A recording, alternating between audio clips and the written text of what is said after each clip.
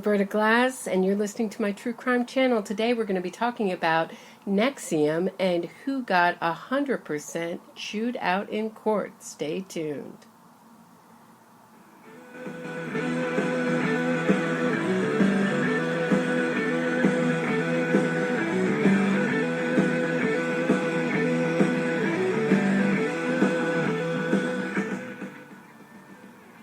So the big news to come from the October 4th meeting, status hearing, was that the trial, the Nexium trial, will be on March 18th, 2019. So it has been pushed back. And the judge got a letter from the prosecution stating that everybody had agreed to this on 10/3, so October 3rd, the day before. But on the hearing on the 4th, the judge got really pissed off at, can you guess who it is? Mr. 100% Mark Agnifilo, who is Keith Raniere's lawyer. And the reason for this is that Mark Agnifilo has been pushing to go to trial as soon as possible in pretty much every hearing. The last hearing, he just stayed silent and the judge felt ignoring questions when he asked, and the judge just went on a tirade and said, in my 18 and a half years of experience, no one had ever done this to me before. You had ignored my questions, and when I asked you a question and it is ignored, he says, it is unacceptable. And he accused him of acting like a third grader. And from my perspective, why this is significant is, from my experience of being in the court, you get the feeling with Mark Agnifilo and also with Claire Bronfman's lawyer, Susan Nichols, is you get a feeling that they're doing a lot of posturing. When I saw Mark Agnifilo in court, he was always, very kind of charming, and you just got the feeling that both of them, both Susan Nichols and Mark Agnifilo, were manipulating the court. And I thought the idea was to push the prosecution to trial, was to try to limit the time of discovery so that they couldn't get as much evidence against Vanguard, Keith Raniere, because they just didn't have enough, the prosecution wouldn't have enough time. So when he finally okayed this and stopped pushing, didn't let the judge know, it really, pissed the judge off. I wonder if anybody knows how Garafas, I don't know how to pronounce his name, but he always seemed incredibly fair to me, and we'll see how it plays out in court. But the bigger news, I'm bearing the lead a little bit, is that Nancy Salzman, while we were all looking at Allison Mack, Nancy Salzman, it leaked out in court, is working with the prosecution and is going to flip. Now, this is disastrous news for Nexium defendants, the other Nexium defendants, because she is the oldest member of Nexium. She started it with Keith Raniere. Her house was raided. The 51 devices came from her house. Also, interestingly enough, the book The History of Torture was also found in her house during that raid. But she knows where the bodies are buried. And the reasons for her flipping have been speculated as the fact that Keith replaced her with Claire Bronfman, as Claire Bronfman became the favorite, and that she may have some kind of leftover resentment from that.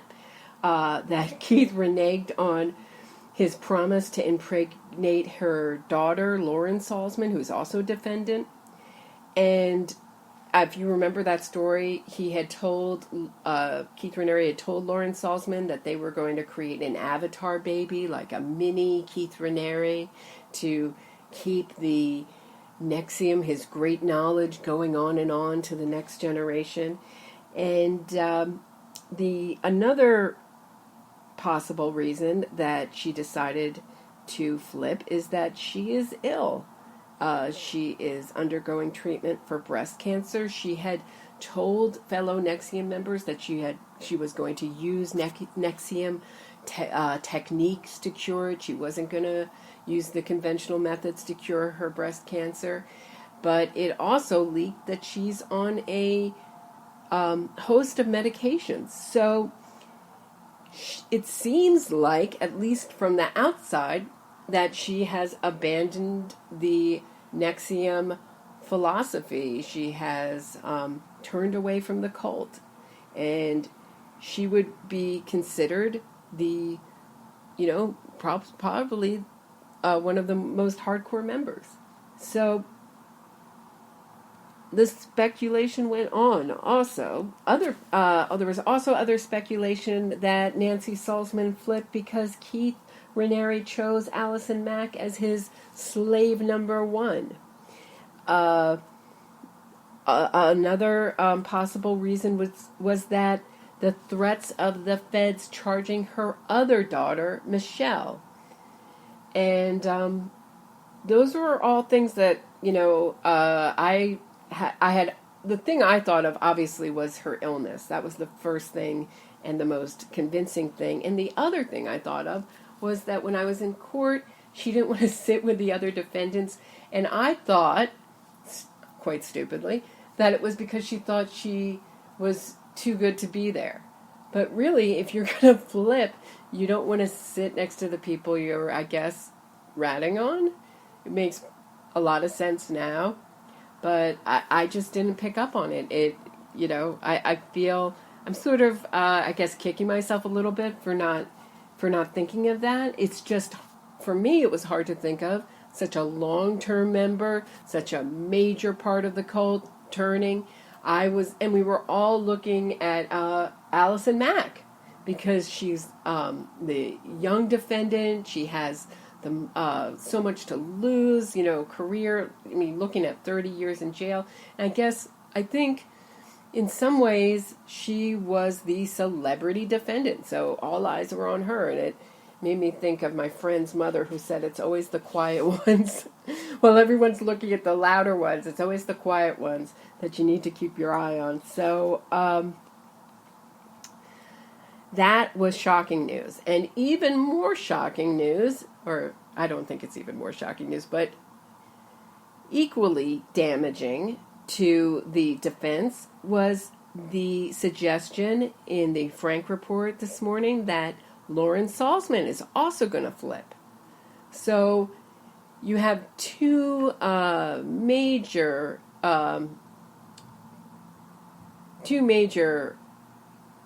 members flipping. I don't know how they are going to survive that. I mean, that looks like a certain prosecution if that is true. But I think that Nancy Salzman is obviously the most valuable person to the prosecution. And it will be very hard to argue that this was all the women's idea and that Keith Raniere didn't know anything when the evidence that was found in Nancy Salzman's home, the 51 encrypted devices, and her own testimony to back it up. This will be, I don't know how they can get out of it, but these are very pricey lawyers, and I'm sure they'll think of something. So let's talk a little bit about what was found in Nancy Salzman's home. Now that evidence is being referred to as the Oregon Trail devices. So they are being referred to as the Oregon Trail devices. Why Oregon Trail? Because Nancy Salzman, her address was 3 Oregon Trail.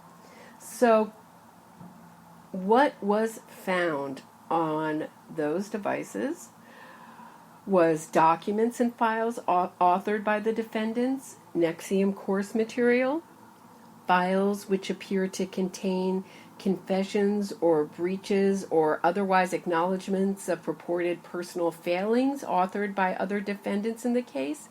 So we would, I don't know if we would be right to assume that that was the collateral of the DOS slaves, that they gave collateral before they joined, so that if they ever chose to leave or go against the cult, it would be released. It could be another kind of collateral, maybe not connected with DOS, but it certainly sounds like the kind of confessions that DOS demanded. It also contained evidence admissible to all the defendants in the case, and it also had correspondence made nearly daily, it says, between the defendants. Also found in Nancy Salzman's house, audio, video recordings, computer storage devices, VHS tapes, $520,000 in cash, found in bags, envelopes, shoeboxes, small amounts of Mexican and Russian currency, and, as I mentioned before, the book, The History of Torture, because who doesn't have that in their library? And also a bottle of unidentified white pills, which I have never heard anything else about. If anyone else has, please leave it down in the comments. Leave me a comment and let me know if it was ever, if they were ever identified. So that basically sums up that evidence. And as you can imagine, 51 encrypted devices. I can't imagine what it's like going through all that stuff, but there is a schedule to turn over evidence to the defense, and we'll see how that goes. The next hearing is December 6th. I will be there, and the next thing I wanted to share with you is I got a really insightful take from a listener on the Nexium, some of the Nexium cult members, and I just wanted to read it to you. So this person says, Allison is a lost cause. Her career, let me start actually a little above that.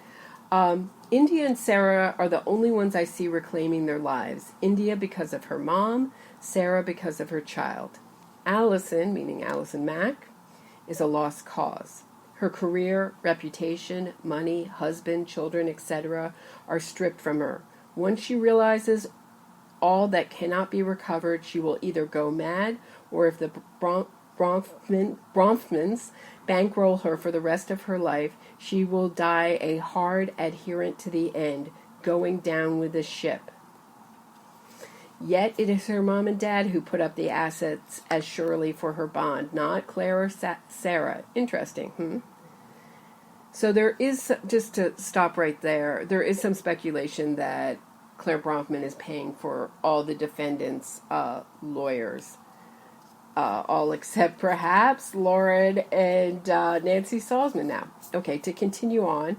As for the Bronfman sisters, I don't need a PhD after my name to know that they suffer from delusions of grandeur. It is so evident. They have always felt less than, always wanting to impress their father and show as a Bronfman. They are world shakers and movers, but since they either lack the intelligence or refuse to do the hard work, they latched on to Keith. He saw through them and used it for his own game. Foolish sisters. All they have is money and nothing else to speak of. Not looks which fade, not accomplishments, no higher education to speak of. In fact, Claire doesn't even have a GED. Any adult can get one. So thank you. I just thought that was a really insightful breakdown. And if you want to write me, you can contact me. I am on Facebook as Roberta Glass. I am. You can follow me on Twitter at Roberta Glass Pod.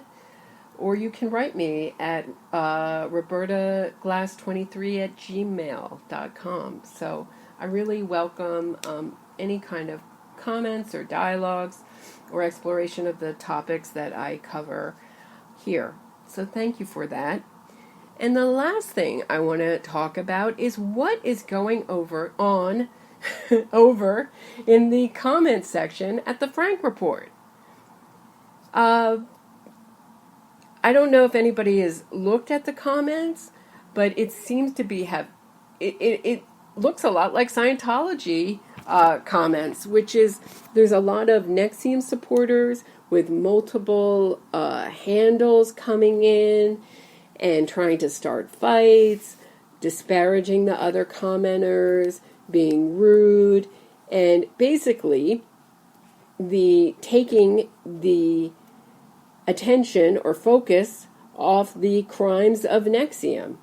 And when you're being attacked as a commenter, I've never commented in that comment section, but if you do comment and you're being attacked, it's hard not to want to defend yourself. But I will put a link to Tori Magoo 44, who is a former ex-Scientologist, and she talked about the OSA, which is the Black Operations of Scientology, that branch of Scientology that do Black Operations, OSA, the Office of Special Affairs. They ran programs on the poured alt-religion Scientology for the purpose to distract, to degrade people who other people listen to.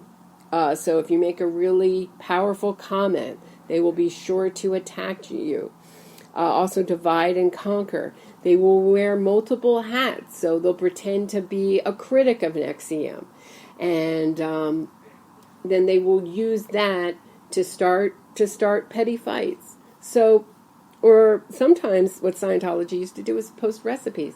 So the best thing to do is, if you are a commenter on the Frank Report, keep the subject, ignore it, and keep the subject to Nexium's crimes. That's the best thing you can do. And as soon as Frank Parlato, who runs the Frank Report, made a post about how asking people to be polite, it got worse because they knew they were being effective. So the best thing to do is just to ignore them. So check out that Tori Magoo 44 clip. It's really interesting and it will give you insight. I noticed that Peonyu, P-E-U-O-N-Y-U, I think that's how he or she spells it. It's often thought to be Nikki Klein. There's now multiple people claiming to be that character, making comments. It's really just to create chaos and to get the topic off and to really weaken their opponent. And it appears to be working. So keep an eye on that. So that is all for today. That is the sum of the Nexium news. We will be watching to see if Lauren Salzman really is the person who is going to flip. So stay tuned to this channel for all further Nexium news, and I'll see you back next time.